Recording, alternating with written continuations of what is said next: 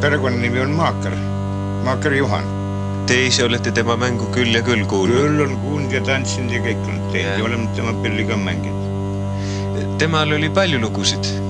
Temal oli 36 lugu. Muidugi polka ja valts üks ühe nime all, teine teise nime all. Just mängis seda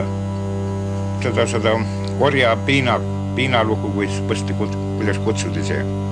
Nii, et kui olid inimesed põldus leikamas ja siis Torupõll mängis järel ja ikkagi keegi järgi jäi, et pole teistega ühes jõudnud, seal siis oli Torupõll järgi ja mängis seda lugu veel tee jõudu tõtta järele, tõtta tilgatuma tiivu järele.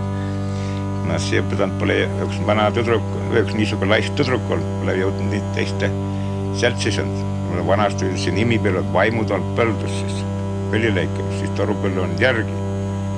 Ja vanal Jussil oli see lugu.